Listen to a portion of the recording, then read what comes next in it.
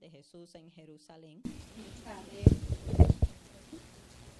Amén, gloria al Señor. Cuando lo tenga, dígame un amén fuerte. Dice así la palabra, amén, en el nombre del Padre, del Hijo y del Espíritu Santo.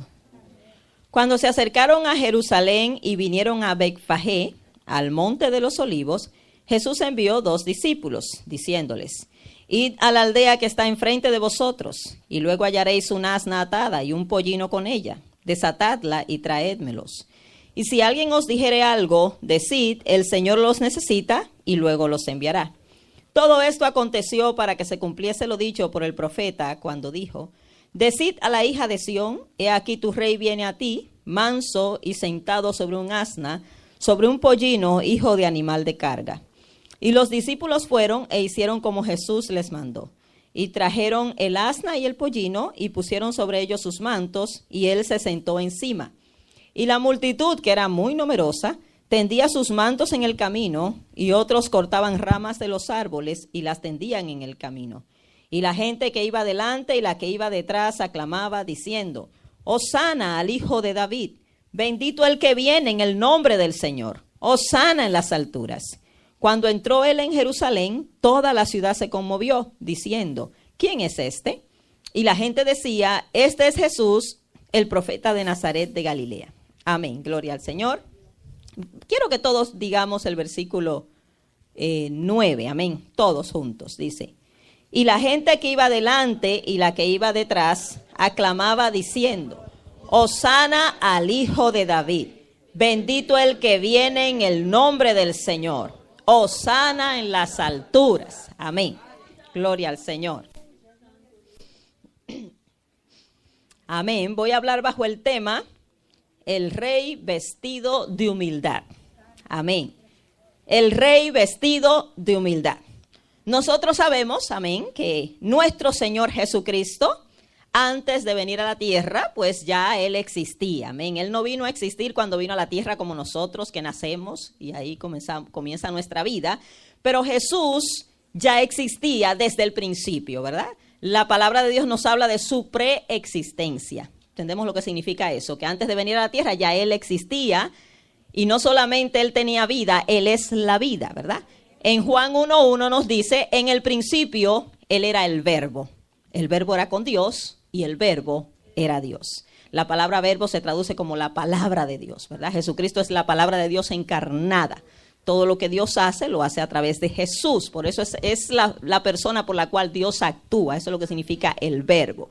Pero en el principio ya Jesús era el verbo. No solamente Él era, significando que ya existía, sino dice, el verbo era Dios. O sea, era igual a Dios el Padre, porque Dios es trino, Padre, Hijo y Espíritu Santo. El verbo era Dios. Y sigue diciendo que todas las cosas por Él fueron hechas, ¿verdad? Y sin Él, nada de lo que fue hecho, hubiera sido hecho.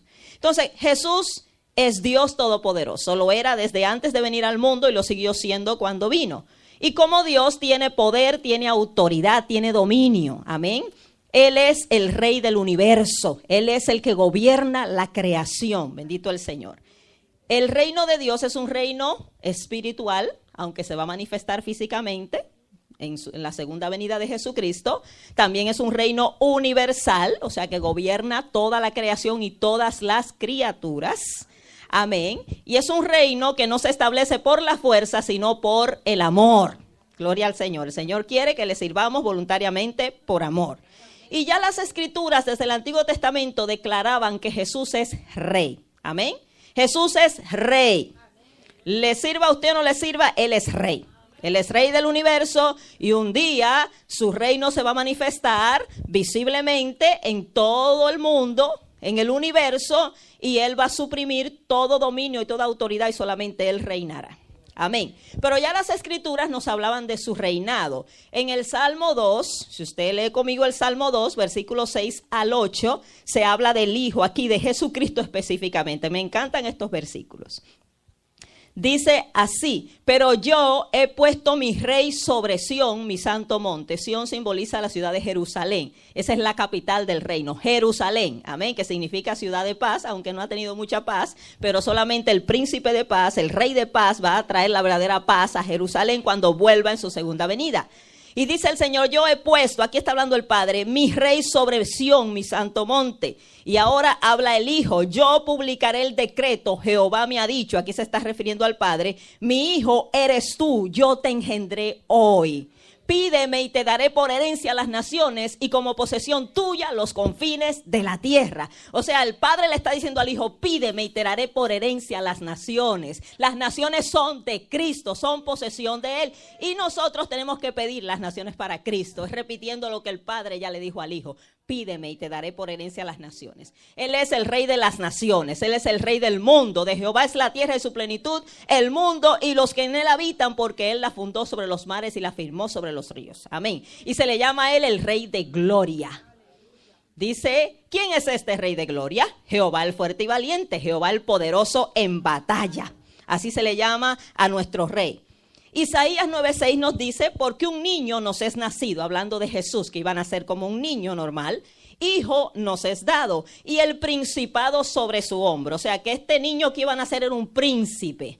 Pero usted me dirá: bueno, hermana, ¿es príncipe y es rey al mismo tiempo? Sí.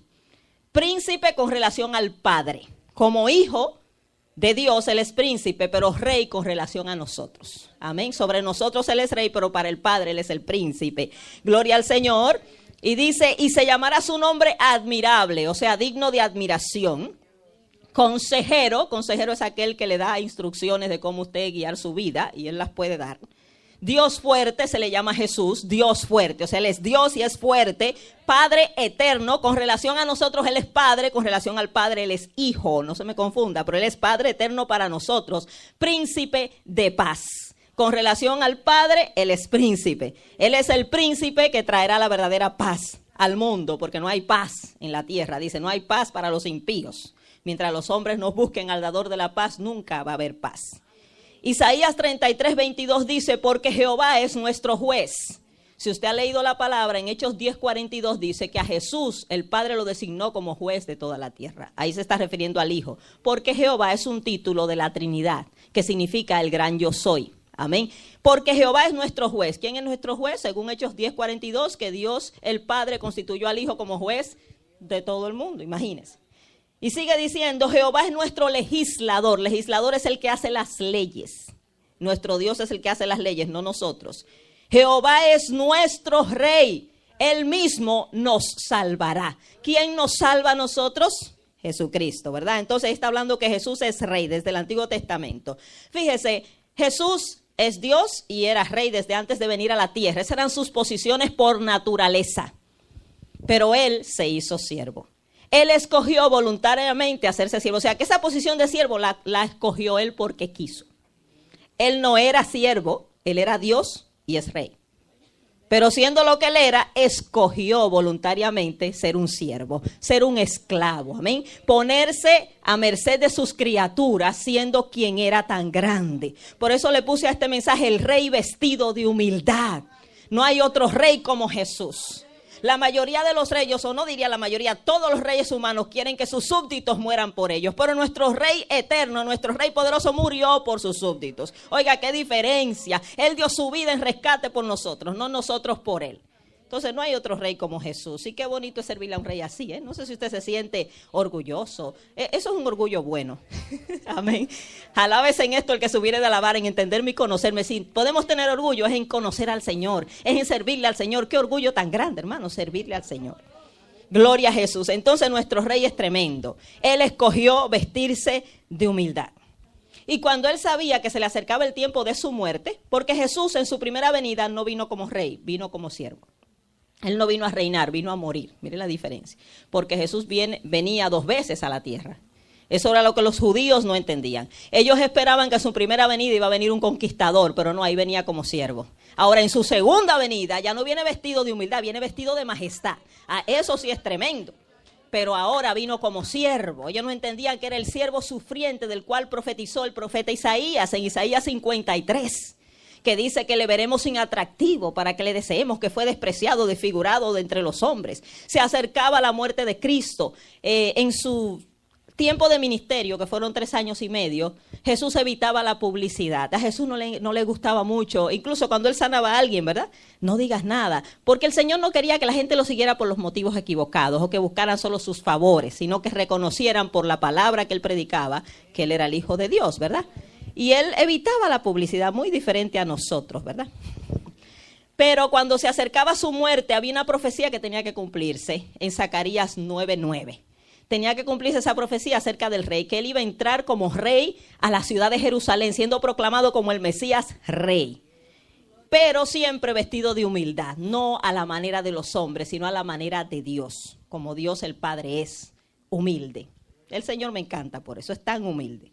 Entonces el Señor hace su último viaje a Jerusalén, ya se le estaba cumpliendo la hora de ir a la cruz. Y ya en esa última semana, el Señor se acerca a Jerusalén, va en camino hacia Jerusalén, y pues hace unos preparativos para que esta profecía de Zacarías 9:9 se cumpliera. Si usted lee conmigo Zacarías 9:9, eso está hermoso. Fíjese, cuando el profeta Zacarías da esta profecía al pueblo de Israel, usted tiene que remontarse a la época en que se dio esta profecía, que fue aproximadamente en el año 520 antes de Cristo. Fíjese, el pueblo ya no era un reino, Israel no era un reino, era un remanente que quedaba. Había salido del cautiverio de 70 años, se estaba restaurando como nación, no tiene rey, aparentemente no tiene esperanza, y ahora el profeta Zacarías hace esta profecía tan tremenda, una profecía de esperanza, hablándole a Israel de un futuro rey que vendría, amén. Y dice Zacarías 9:9, alégrate mucho, hija de Sión, acuérdese que Sión es Jerusalén. O sea, los habitantes de Jerusalén. Alégrate mucho, hija de Sión, da voces de júbilo, hija de Jerusalén. He aquí tu rey vendrá a ti, justo y salvador, humilde, y cabalgando sobre un asno, sobre un pollino, hijo de asna. Había una profecía ahí que Jesús iba a entrar en Jerusalén cabalgando sobre un simple burrito, no de un caballo, ¿verdad?, de raza, de un caballo elegante, en carrozas como entraban los reyes, sino en un simple burrito, en un animal humilde. Un animal que usaban los pobres, amén, y que iba a entrar así. Y fíjese, si nosotros estuviéramos atentos a cómo Dios hace las cosas, no nos equivocaríamos tanto. Porque Dios hace las cosas muy diferentes a nosotros. El Señor avisaba todo lo que iba a pasar, pero como el pueblo esperaba un conquistador, un guerrero, pues no se dio cuenta que vieron al rey entrar ahí en sus ojos, unas profecías cumplirse en sus narices, y no se dan cuenta que Jesús es el Mesías. Pero toda la escritura, amén, se cumplió en Jesús. Todas las profecías que hablaban de Jesús se cumplieron al pie de la letra. Amén. Y volvemos nuevamente a Mateo, la entrada triunfal. Jesús se va dirigiendo a Jerusalén con sus discípulos y les da unas instrucciones especiales, ¿verdad? Él les habla, si leemos nuevamente Mateo 21, versículo 1 al 6, dice, cuando se acercaron a Jerusalén, iban camino a Jerusalén, y vinieron a Betfagé, al monte de los olivos, Jesús envió 2 discípulos, diciéndoles, id a la aldea que está enfrente de vosotros, y luego hallaréis una asna atada y un pollino con ella. Desatadle y traédmelos. Y si alguien os dijere algo, decid, el Señor los necesita y luego los enviará. O sea, estaba tomando prestado. En realidad era el burrito, pero como la mamá estaba ahí con él, el Señor, ¿verdad?, en su compasión hasta con los animales, no quiso separar a la mamá del animalito, que fueran juntos a adorarle. Qué tremendo el Señor, ¿verdad? Hasta con el animalito mostró compasión. Esa mamá se iba a quedar preocupada si se iba el burrito solo, pero tráigamelo los 2. Los otros evangelios mencionan más al burro, ¿verdad? Pero en realidad eran 2. Y era un burrito, parece que era joven. Y dice que si alguien te dijere algo, digan que el Señor los necesita y luego los va a devolver. Versículo 4. Todo esto aconteció para que se cumpliese lo dicho por el profeta Zacarías. ¿Se acuerdan? Ahí no dice Zacarías, pero sabemos que es Zacarías. Cuando dijo, decid a la hija de Sión, he aquí tu rey viene a ti, manso y sentado sobre un asna, sobre un pollino, hijo de animal de carga. Y los discípulos fueron e hicieron como Jesús les mandó. Fíjese, aquí vemos ciertas cosas que podemos señalar de Jesús. Primeramente, se tenía que cumplir esa profecía. El rey tenía que entrar triunfante a la ciudad capital del reino, Jerusalén, la capital del reino de Jesús, tanto en la época de Israel como en la época futura, Jerusalén será el centro del gobierno del Mesías. Cuando el Mesías regrese, posará sus pies sobre el monte de los olivos que está en Jerusalén. Desde allí gobernará con vara de hierro. Amén. Es tanto que la ciudad santa se le llama la Nueva Jerusalén, que va a descender del cielo. Esta Jerusalén pues ha sufrido mucho, ha tenido muchas guerras, pero hay una nueva Jerusalén que realmente será una ciudad de paz, una ciudad gloriosa, desde donde reinará el Mesías. Amén. Y usted y yo vamos a reinar con él. Amén. Seremos reyes y sacerdotes con él allí en el reino. Él dice que al que le sirve se sentará con él en el trono también, en los tronos. Habrá tronos para nosotros. Gloria al Señor, pero este es el tiempo del servicio, el tiempo del reinado vendrá. No se adelante. Muchos quieren reinar ahora, no es ahora. Cristo no vino a reinar en su primera venida, amén. Entonces le da estas instrucciones y fíjese en la omnisciencia de Jesús, o sea, el Señor al saberlo todo como Dios, sabía que en la aldea de al frente, donde se dirigían, había un burrito atado con un asna al lado, con su mamá. O sea, el Señor sabía esto por su omnisciencia, que ese animalito estaba allí, nadie se lo dijo, ¿verdad? Simplemente él sabía, allá en esa aldea hay un burro atado junto a un asna, desátenlo y tráiganmelo, y si alguien les pregunta, dígale que el Señor los necesita y que luego los enviará, luego lo devolverá. En el libro de Marcos, capítulo 11, versículo 2, que también habla del mismo suceso, porque este suceso de la entrada triunfal está registrado en los 4 evangelios. Es tremendo, no todas las cosas se registran igual, pero este está en los 4 evangelios. Nos especifica que este burrito nunca había sido montado. Nunca nadie lo había usado, ¿verdad?, para montarse. Y esto es bien importante porque los animales que se usaban para fines sagrados en el templo no podían ser usados para nada más, solamente para ese fin. Y este burrito iba a ser usado por el Señor y solamente él se montó encima de este burro. Amén, gloria al Señor. Óigame, ¿y qué pasa, verdad? El Señor manda a buscar un burrito, ¿verdad? Cuando pensamos en los burros, siempre tenemos muchas cosas negativas que decir de los burros, que son animales torpes. A la gente que no es muy inteligente le dicen burro, como que parece que no son muy inteligentes, ¿verdad? Son animales de carga que lo cogen para el trabajo duro, son animales de gente sencilla, de gente pobre. Pero fíjese, este burrito, Dios se interesó en el burrito. El Señor está interesado en lo vil, en lo menospreciado, en lo que la gente no quiere, en lo vil del mundo. Ha escogido Dios para avergonzar a los sabios y a los entendidos. O sea que mientras menos sabemos, menos inteligentes somos, más probabilidades hay de que Dios nos use. Fíjese, cuando Satanás quiso tentar a Eva y hacer caer al hombre, usó un animal astuto. Fíjese, buscó el más astuto del campo. Dice la Biblia que la serpiente era astuta más que todos los animales del campo. Satanás se asegura de usar gente inteligente. Él quiere buscar, ¿verdad?, lo más inteligente. Sin embargo, Dios busca lo más vil. Mira cómo Dios obra. Y cuando Dios quiso entrar a Jerusalén, usa un simple burrito. Así que hay esperanza para todo, hermano. Hay esperanza. Y la gente, mientras más inteligente, más orgullosa, no se vacía de sí mismo. No significa que Dios no puede usar al inteligente, pero tiene que vaciarse de sí mismo, como hizo Pablo, ¿verdad? Pablo era un erudito. Pedro era un simple pescador, no era muy dotado, pero Pablo era un hombre muy instruido. Pero Pablo dijo, todo lo tengo por basura a fin de ganar a Cristo. Y se vació de él y se llenó de Cristo. Dios nos puede usar, pero tenemos que vaciarnos de nosotros y llenarnos de él.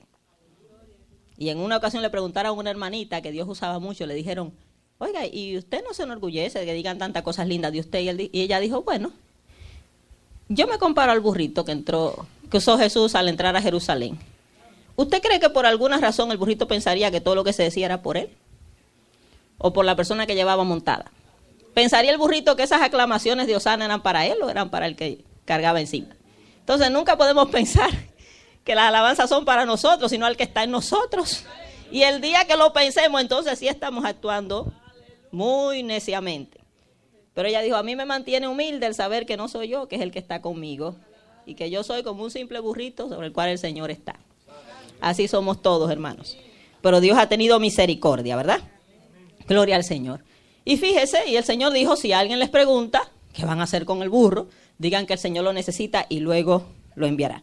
Le hago una pregunta en esta mañana a usted. ¿Puede el Señor necesitar algo de sus criaturas? ¿Puede el Señor necesitar algo de nosotros? Claro que no. El Señor es el amo y Señor absoluto del universo, el dueño de todas las cosas. Usted y yo no tenemos nada. Amén, Él es el dueño de todo. Y si tenemos algo, es materia prima de Dios, ya estaba hecho. Usted simplemente quizás lo trabajó. Pero imagínense, o sea, el hombre no descubre nada. O mejor dicho, el hombre no inventa nada, descubre. Porque ya todo estaba hecho. Usted lo que va a descubrir cómo usar eso. Si no hay materia prima, usted no puede hacer nada. Entonces ya esa materia estaba ahí. No sé si entiende lo que es materia prima. El material con el cual se hacen las cosas. El hombre simplemente trabaja en eso. Pero si no hay oro, no se pueden hacer cosas de oro. El oro es de Dios. El Señor dijo, mía es la plata, mío es el oro. Mío es todo. De Jehová es la tierra y su plenitud. Ahora, fíjese, ahí es que viene la humildad de Jesús. Al Él encarnarse y tomar forma de siervo, se limitó a vivir como uno de nosotros y a depender de sus criaturas en ciertas ocasiones. En su humillación, amén, dependió de sus criaturas. Fíjese, en su vida terrenal Jesús usó algunas cosas prestadas. Siendo el dueño de todo, se desprendió de todo y se limitó a servirse de sus criaturas, o a que sus criaturas le sirvan, mejor dicho, ¿verdad? En muchas ocasiones Jesús usó cosas prestadas. Eran prestadas las barcas que el Señor usó en muchas ocasiones para enseñar. Él se sentaba en una barca y enseñaba a una multitud. Eran prestadas, nunca eran de Él. Algunos creen que era prestada la casa donde vivía Jesús también. Pidió prestado este burrito para entrar a Jerusalén. Era prestado el aposento alto donde celebró la última cena con sus discípulos. Si usted lee en Marcos 14, 13 al 16... o Lucas 22, 8 al 12, nos habla que cuando Él iba a preparar la cena también mandó 2 discípulos y les dijo, ustedes van a encontrar un hombre con un cántaro por ahí, cuando lo vean, díganle que dónde está el aposento que el maestro necesita para preparar su cena. O sea, que le prestaron un aposento. Y así pues pudo hacer la cena con los discípulos. Y aún era prestado el sepulcro donde pusieron a Jesús luego que murió. Si usted ha leído, era de un hombre rico llamado José de Arimatea, ¿verdad? Que lo tenía allí y que nadie lo había usado, para que usted vea. El Señor estrenó ese sepulcro, aunque no por mucho tiempo, ¿verdad? Ya usted sabe, ahí eso no duró mucho, pero gloria al Señor, que el Señor pues fue Él el único que usó ese sepulcro. Y ya quedó sellado, que nadie más, eso quedó como un sello para nosotros en este tiempo. La cuestión es que los discípulos van, encuentran al burrito tal y como el Señor le dice, encuentran el asna, se los traen, ¿verdad? Cuando lo están desatando le preguntan y ellos dicen lo mismo, el Señor los necesita, bueno, está bien. El Señor había preparado todo, ¿verdad? Y traen el animalito. Ahora se cumple aquí la profecía de Zacarías. Jesús entra triunfalmente a Jerusalén. Gloria al Señor. Y dice en Mateo 21, versículo 7, dice, y trajeron el asna y el pollino, y pusieron sobre ellos sus mantos, y él se sentó encima. Y la multitud, que era muy numerosa, tendían sus mantos en el camino, y otros cortaban ramas de los árboles y las tendían en el camino. Ok, vemos aquí como en una forma sencilla ellos reconocen a Jesús como Mesías Rey. Dice que tendían sus mantos, sus ropas, parte de sus ropas, la tendieron en el burro, la tendían en el camino como para que sirviera como una alfombra. No había una alfombra roja, pero había una alfombra de ropa, de mantos, en señal de que, ¿verdad?, apoyaban, que reconocían a Jesús como el Mesías, como el Rey de Israel. En ese momento los reconocían, aunque por las razones equivocadas, pero sí los reconocieron. No, como le digo, no había una alfombra, pero era la misma persona, ¿verdad?, ropa de personas. Algo que da a entender que lo hicieron con valor, ¿verdad?, porque no es lo mismo usted poner cualquier cosa que poner una ropa suya allí. Algunos pues quizás algunos tenían recursos, otros eran más pobres, pero pusieron esas ropas allí, echaron mantos celebrando al rey. Y fíjese, y el versículo 9, y la gente que iba delante y la que iba detrás aclamaba. Estaban por delante y por detrás aclamando al Señor. Hosana al Hijo de David. Bendito el que viene en el nombre del Señor. Hosana en las alturas. Fíjese, ¿qué significa la palabra hosana? Nosotros a veces usamos muchas expresiones y no sabemos bien qué significan. La palabra hosana en sí no es una expresión de alabanza. La palabra hosana es una oración de clamor. Hosana significa salva ahora, sálvanos, Rey, sálvanos ahora. Ellos esperaban un conquistador que los salvara del yugo romano. Salva, cuando dicen hosana en las alturas, están diciendo que nuestro socorro venga de las alturas, venga de lo alto. Ellos esperaban ese Mesías que iba a ser enviado, ¿verdad?, por Dios para salvarles. Estaban enfatizados en el yugo romano, pero la salvación iba más allá de eso, ¿verdad? Era del yugo del pecado. Y en algún día iban a ser librados de ese yugo físico, pero primeramente el espiritual. Si hay mucha gente buscando primero lo físico, lo material, las añadiduras, en vez de buscar lo espiritual primero. Esa es la atadura más grande, esa es la esclavitud más grande del hombre, hermano, lo espiritual, antes que lo físico. Había muchas personas que se convertían a Cristo y eran esclavos. Y aunque, ¿verdad?, no era bueno vivir así, pero tenían a Cristo, eran libres del pecado. Habían sido libertados de la esclavitud más grande.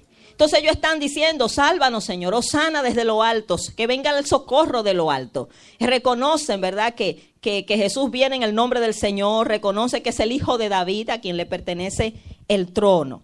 Cuando esta multitud dijo estas palabras, estaba repitiendo, declarando las palabras del Salmo 118, 25 al 26, que dicen de esta manera: oh Jehová, sálvanos ahora, te ruego, oh Jehová, que nos hagas prosperar ahora. Bendito el que viene en el nombre de Jehová. Desde la casa de Jehová os bendecimos. O sea que sí vieron en Cristo cualidades y características del Mesías Rey. Ahora, ¿por qué aclamaron de esa manera a Jesús? Amén. Pero antes de eso, antes de yo hablar de la forma en que ellos aclamaron a Jesús, quiero hablar las cualidades de nuestro Rey Jesús. ¿Qué cualidades tan especiales tiene nuestro Rey Jesús? Amén. Si vamos nuevamente a Zacarías 9:9, si usted va conmigo, que me encanta ese versículo, esta profecía que fue dada 520 años antes de Cristo, dice: alégrate mucho, hija de Sión, da voces de júbilo, hija de Jerusalén. He aquí tu rey vendrá a ti, justo, salvador, humilde, cabalgando sobre un asno, sobre un pollino, hijo de asna. Y de Efraín destruiré los carros y los caballos de Jerusalén, y los arcos de guerra serán quebrados. Está hablando aquí de que el Mesías va a destruir las armas de guerra, porque será un Mesías de paz. Y hablará paz a las naciones, y su señorío será de mar a mar, y desde el río hasta los fines de la tierra. Amén, que el Mesías dominará el mundo entero, pero habla de un reino de paz. Ahora, aquí nos da unas características de nuestro Rey Jesús.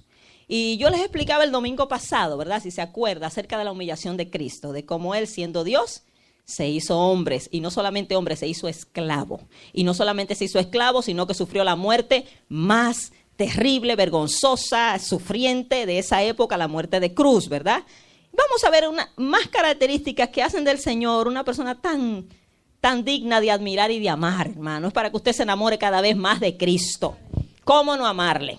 ¿Cómo no admirarle? ¿Cómo no entregarnos a Él? Amén. Y habla aquí que Él es justo, salvador, humilde. Estas son una de las cualidades que habla aquí. Justo. ¿Quién es una persona justa? Una persona que hace justicia. Una persona que es imparcial. Una persona que le da a cada quien lo que merece. Una persona que obra según la ley de Dios. Amén. Nuestro Señor dice la palabra que no hace acepción de personas. Amén. Nos ama a todos por igual y nos trata a todos por igual. Él es justo. Él es el único Rey justo que hay. El único que traerá la verdadera justicia a la tierra. Sabemos que en la tierra los reyes se venden, ¿verdad? Los jueces se venden por dinero y le hacen justicia, hasta al injusto le hacen justicia. Y sacan al culpable, lo sacan inocente. Esos son los jueces de la tierra, los reyes de la tierra. Pero ante el Señor, mire, oigan, ese sí sabe hacer justicia. Y no hay nada oculto delante de su presencia. Él sí traerá la verdadera justicia sobre los hombres, ¿verdad? Apocalipsis 15:3b, o sea, la segunda parte del versículo dice: grandes y maravillosas son tus obras, oh Dios Todopoderoso, justos y verdaderos son tus caminos, Rey de los santos. ¿Quién no te temerá, Señor, y glorificará tu nombre? Porque solo tú eres santo, por lo cual todas las naciones vendrán y te adorarán. Pero me encanta esa parte que dice: justos y verdaderos son tus caminos. Qué justo es nuestro Señor, ¿verdad? Y dice Apocalipsis 22:12, dice el Señor hablando: he aquí yo vengo pronto y mi galardón conmigo para recompensar a cada uno según sea su obra. Amén. Él nos recompensará según nuestra obra. Sabemos que la salvación no es por obra, pero ¿qué es lo que se va a juzgar en el día del juicio? ¿Qué obra se va a juzgar? Si usted rechazó a Cristo o si usted recibió a Cristo. Por esa obra todos seremos juzgados, si le podemos llamar obra, ¿verdad? Rechazar o recibir a Cristo. Aquí usted no va a ser juzgado por lo malo que fue. No importa lo malo que usted haya sido, si recibe a Cristo usted es salvo. Y no importa lo bueno que usted se crea que es, si rechaza a Cristo es condenado. Mire la cosa. O sea, nadie va a ser juzgado porque eras bueno o malo, sino por rechazar o recibir a Cristo. Esa es la ley por la que todos seremos juzgados. También se le llama a Jesús Salvador. Amén. Nuestro Salvador. ¿De qué nos salva Jesús? De una condenación eterna. de un infierno eterno, hermanos, que fue preparado para el diablo y sus ángeles, pero que todos aquellos que rechazan a Cristo y siguen a Satanás, pues irán con su Señor para allá. Pero el Señor vino a buscar y a salvar, ¿qué? Lo que se había perdido. Y decimos, ¿verdad? Había dicho que los reyes de la tierra hacen que la gente muera por ellos y los defienda. Nuestros reyes al revés. Él murió por nosotros y nos defiende a nosotros y nos ha salvado, amén, nos ha extendido su salvación. Gloria al Señor. También se habla que el Señor es humilde. Esto es una de las cualidades que sobresalen mucho de Cristo, que a mí me encanta, por ser Él quien es, que sea tan humilde, tan tremendo, ¿verdad? Humilde es una persona que tiene humildad. ¿Qué significa tener humildad?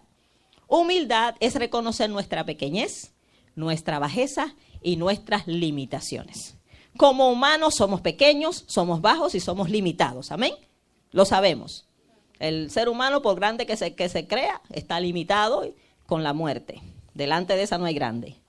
Hermanos, y nosotros debemos reconocer eso. Somos limitados, somos pequeños, somos bajos. El único grande, el ser supremo, es el Señor. Pero lo tremendo del Señor, que siendo Él quien es, se hizo pequeño, se hizo bajo y se limitó a vivir como uno de nosotros. Él escogió voluntariamente ser humilde.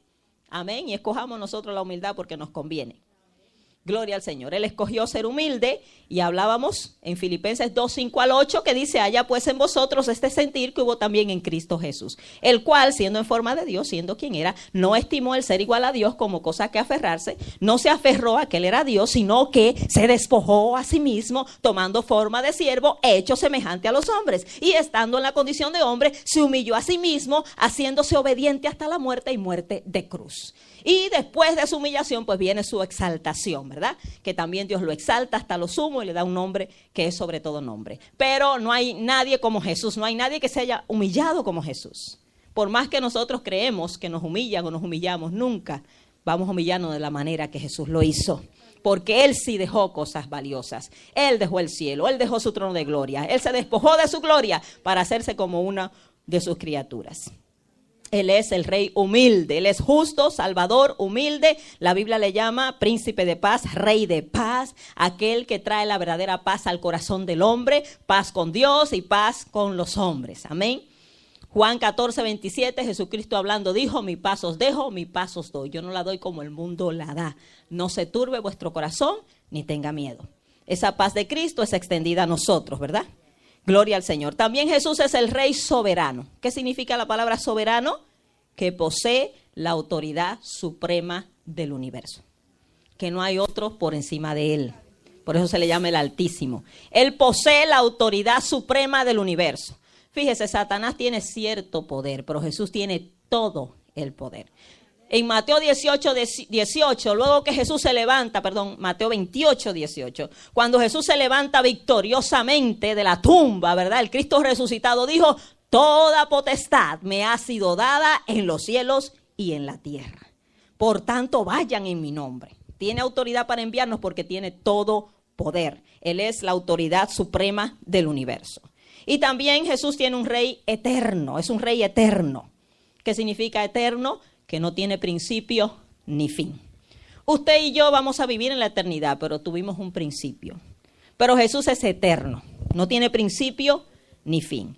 En Apocalipsis 1:8, oiga lo que dicen estas palabras tan hermosas. Jesús hablándole a Juan cuando se le manifiesta en la isla de Patmos, aquel Cristo glorificado, que cuando Juan lo vio, dice que cayó como muerto a sus pies. Fue una cosa tan grande que vio, amén, a uno con ojos como llama de fuego, con sus cabellos blancos, con una vestidura larga, con sus pies semejantes al bronce bruñido. Pero este Cristo glorificado le dice a Juan, allí en la isla de Patmos, yo soy el Alfa y la Omega, principio y fin, dice el Señor Todopoderoso, el que es y que era y que ha de venir. Amén, el Todopoderoso. A ese es el Cristo que usted y yo le servimos, el Rey eterno. Él es, Él era y Él ha de venir. Nosotros estamos esperando esa venida, ¿verdad? Gloria al Señor. Ahora, vuelvo a la multitud que lo aclamó como Mesías Rey. Muchos lo aclamaron aquel día de la entrada triunfal por las razones equivocadas. Muchos. Fíjese, Israel era una colonia romana. estaba bajo el yugo de los romanos. Y si usted ha leído la historia de Israel, por la desobediencia de Israel, por dejar a Dios, a Jehová Dios, y buscarse dioses paganos y adorar dioses falsos, el Señor pues los envió al cautiverio, sufrieron, ¿verdad?, mucha esclavitud. Y lo vemos en el Antiguo Testamento, que fueron llevados cautivos a Siria, a Babilonia, luego el imperio medo-persa los esclavizó, el imperio griego, y ahora es el imperio romano. O sea, estaban bajo yugo, querían ser libres. Y sabemos que el yugo de esclavitud físico no es bueno, ni es agradable, ¿verdad? Pero ellos están pensando solamente en lo terrenal. Ahora mismo ven en Jesús, el Mesías, rey, que pudiera libertarlo quizás del yugo de Roma. Algunos lo pensaban porque habían visto que Jesús hacía milagros y que, ¿verdad?, era un hombre que tenía cierto poder, ¿verdad? Y aunque Jesús no era un revolucionario ni andaba haciendo revueltas por allá, pero era un hombre que tenía poder. Habían visto el poder de Dios manifestado y lo proclaman como un rey político. Están buscando un reino terrenal. Querían también un rey que les diera de comer. ¿A quién no le gusta la comida? ¿Usted se acuerda cuando Jesús alimentó la multitud, verdad? Más de 5,000 personas. Quizás algunas 15,000, al contar las mujeres y los niños, pues dice que la multitud quería ser los reyes. Este es el rey que queremos, un rey que nos da comida. La gente le encanta que le den. Y siempre, hermano, andan buscando que le llenen la barriga. Y ellos, este es el Mesías. Y el Señor le dijo, trabajen por la comida que verdaderamente va para vida eterna. No esa comida terrenal. Yo soy el pan vivo que descendió del cielo, pero el pan espiritual primeramente, ¿verdad? Que el Señor se refería y le habló bien fuerte allí, que algunos se fueron, ¿verdad? La cuestión es que ellos veían en Cristo como un rey político, estaban mirando todo terrenalmente hablando. Tengamos cuidado porque hoy en día hay un evangelio de la prosperidad que enfoca a la gente la mayoría de veces solo en lo terrenal. Y son de las personas que andan buscando, ¿verdad?, ser exitosas en la tierra, prosperar aquí en la tierra. Eso no es malo, siempre y cuando usted busque primeramente el reino de Dios. Que busque primeramente el gobierno de Dios sobre su vida y las demás cosas, si Dios se la quiere añadir, no siempre las añade. Hay que servirle a Dios en las buenas y en las malas. No todo el mundo va a ser rico y próspero. Hay gente que pasa trabajo, hermano. Hay gente que tiene que morir por Cristo. Y sabemos, ¿verdad? Hemos estado viendo la película del hermano Richard Wurmbrand y hay gente que la pasa dura. Pero hay que adorarle a Dios y someterse a Él en todo momento. Pero ese evangelio terrenal, ese evangelio de la prosperidad enfoca a la gente en lo terrenal, el reino de Cristo ahora, no el futuro reino. Ya estamos reinando desde ahora y tenemos que vivir como reyes aquí en la tierra. Ni siquiera el Hijo de Dios vino a vivir como un rey aquí en la tierra en su primera venida, vino a servir, vino a morir. Sí, vamos a reinar con Cristo. Y lo que Él nos bendiga, amén. Pero entendiendo que primero va lo espiritual. Buscad primeramente el reino de Dios y su justicia. Otros aclamaron a Jesús como Mesías Rey porque buscaban sanidades y milagros. Si usted lee conmigo en Juan capítulo 12, versículo 17 al 18, usted se va a fijar que entre la multitud que estaba allí siguiendo a Jesús, habían personas que habían sido testigos de la resurrección de Lázaro. ¡Uy, qué milagro tan grande! Si usted se lee la Biblia, entre los milagros de Jesús, uno de los milagros más grandes, más impactantes fue la resurrección de Lázaro, ¿verdad? Porque, hermano, resucitar a un muerto de 4 días ya apestoso, o sea, no era que estaba enterrado, porque algunos quizás se murieron ahí, lo resucitaron y podían pensar que estaban desmayados, pero este estaba en el sepulcro, con 4 días ya descompuesto. Y el Señor Jesucristo va y se para frente a su tumba, ¿verdad? Y con autoridad simplemente dice su nombre y le ordena salir. Óigame, y hubo mucha gente que vio eso, porque allí estaban judíos que habían venido a consolar a las mujeres, a las hermanas de Lázaro. Y entonces, óigame, el ver una señal así, uno dice, wow, este hombre tiene poder. Y muchos buscaban sanidades y milagros. Dice, y daba testimonio la gente que estaba con él cuando llamó a Lázaro del sepulcro y le resucitó de los muertos. Por lo cual también había venido la gente a recibirle porque había oído que él había hecho esta señal. O sea, muchos de los que estaban allí en la entrada triunfal habían sido testigos de la resurrección de Lázaro y habían venido a recibir a Jesús y veían en él, ¿verdad? Aquel que le podía dar sanidad física. Gloria al Señor. Entonces muchos le aclamaban como Mesías. Otros espectadores que habían allí, acuérdense que allí había gente viendo el suceso, se burlaron de Jesús. Posiblemente, la Biblia no lo especifica, pero se burlaron. ¿Por qué lo decimos? Cuando Jesús entra allí sin pompa, simplemente allí humilde, toda esta gente high class, esta gente orgullosa, los de la realeza o gente que estuviera viendo allí, ¿qué rey es este? ¿Cómo reciben un rey así sin pompa? En un burro. No, pero esta gente están locas. Y hubo quien se burló. Y también la Biblia especifica que unos se opusieron. Los fariseos que estaban allí se opusieron. En Lucas 19, 39 al 40 dice: entonces algunos de los fariseos de entre la multitud le dijeron: maestro, reprende a tus discípulos, los que estaban alabando al Señor. Él respondiendo les dijo: os digo que si estos callaran, las piedras clamarían.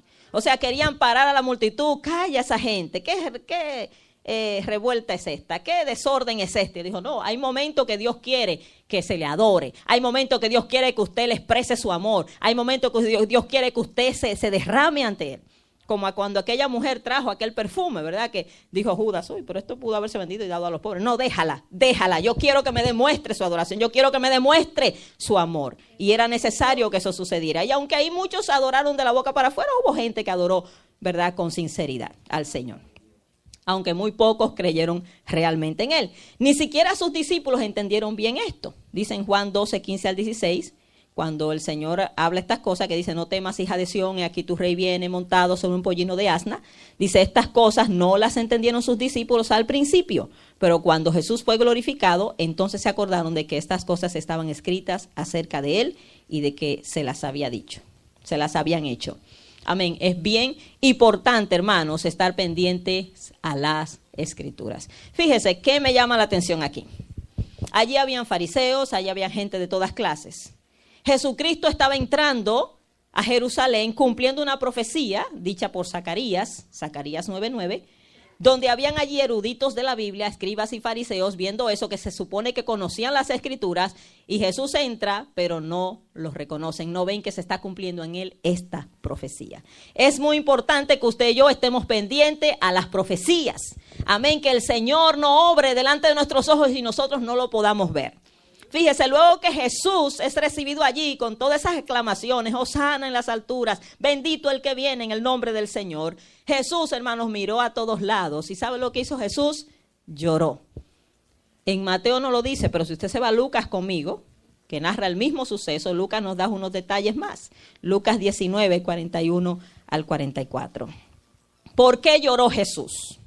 Porque a pesar de cumplirse la Escritura delante de sus ojos allí, la nación, el pueblo, rechazó al Mesías que había sido enviado por Dios. Fíjese, en Lucas 19, 41 al 44, dice de esta manera: y cuando llegó cerca de la ciudad, ya cuando entra a Jerusalén, al verla, lloró sobre ella, diciendo: oh, si también tú conocieses, a lo menos en este tu día, lo que es para tu paz.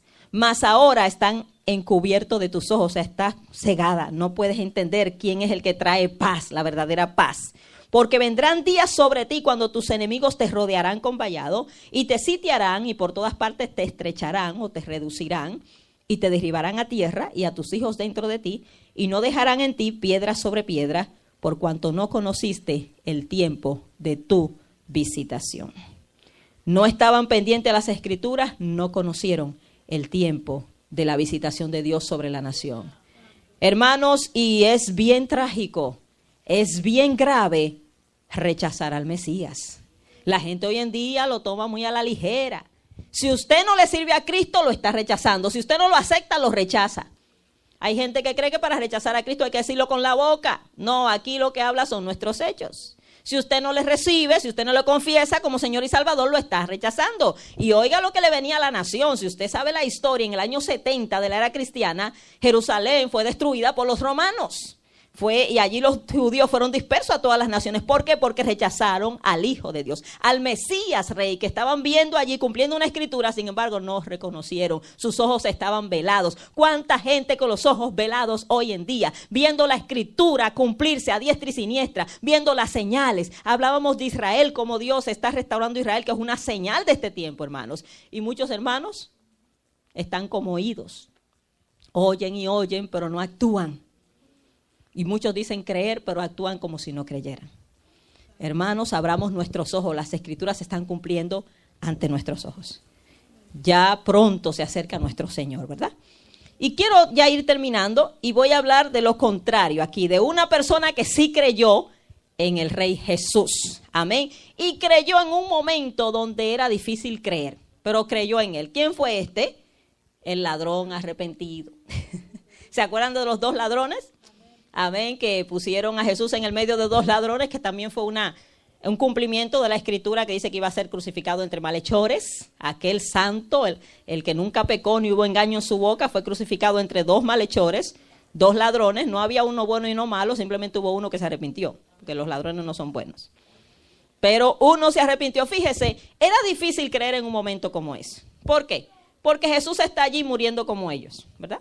Uno dijo, si tú eres hijo de Dios, sálvate a ti mismo y después sálvanos a nosotros.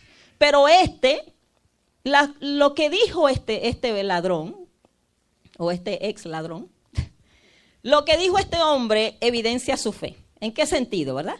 Él le dice al otro, nosotros estamos aquí por nuestra propia culpa, este hombre es inocente, es santo. O sea, reconoció que Jesús era santo, inocente.